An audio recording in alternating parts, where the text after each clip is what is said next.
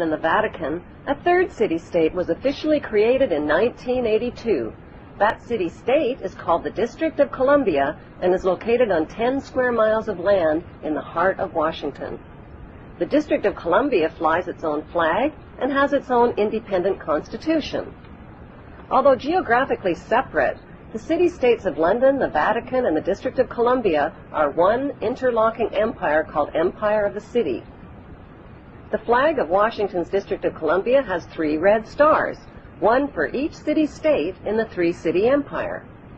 This corporate empire of 3 city-states controls the world economically through London's inner city, militarily through the District of Columbia, and spiritually through the Vatican.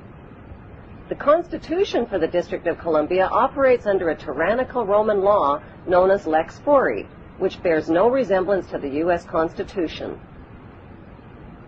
When Congress passed the Act of 1871, it created a separate corporate government for the District of Columbia.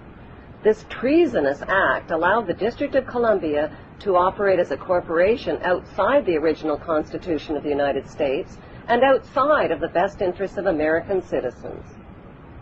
A sobering study of the signed treaties and charters between Britain and the United States exposes a shocking truth. The United States has always been, and still is, a British Crown colony. King James I was famous not for just changing the Bible into the King James Version, but for signing the First Charter of Virginia in 1606. That charter granted America's British forefathers a license to settle and colonize America. The charter also guaranteed that future kings and queens of England would have sovereign authority over all the citizens and colonized land in America stolen from the Indians. After America declared its independence from Great Britain, the Treaty of 1783 was signed. That treaty specifically identifies the King of England as the Prince of the United States and contradicts the belief that America won the War of Independence.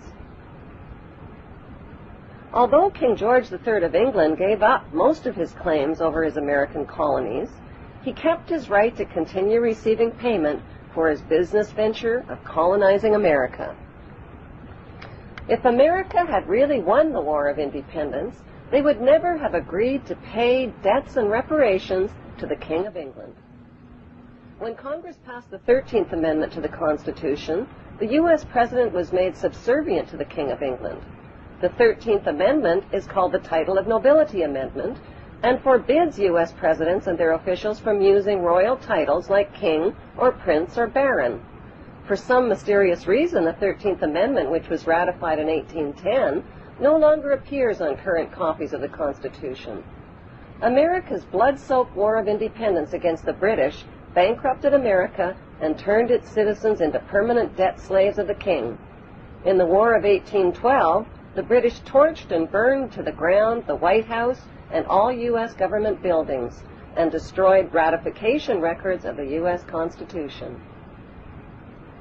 1 century later, a corrupt U.S. Congress committed the biggest theft in world history.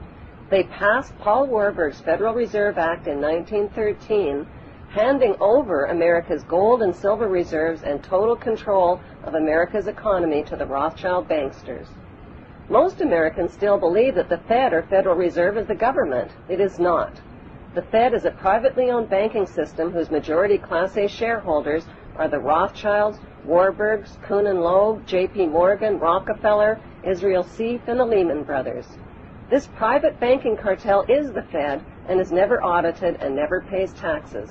They print and design America's money, which displays their symbols of an Egyptian pyramid, a Masonic all-seeing eye, and the words "In God We Trust." Who exactly is the God they trust? They also collect American taxpayers' money through the IRS. Then they loan it back again with interest to pay for roads, bridges, and other public. Most U.S. citizens believe that the United States is a country and that the President is the most powerful man on earth. The United States is not a country. It is a corporation, and the President is President of the Corporation of the United States.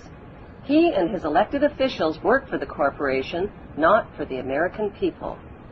Since the United States is a corporation, who owns the corporation of the United States? Like Canada and Australia, whose leaders are prime ministers of the Queen, and whose land is called Crown Land, The United States is just another crown colony. Crown colonies are controlled by the empire of 3 city-states. At the center of each city-state is a towering, phallic-shaped stone monument called an obelisk that points skyward.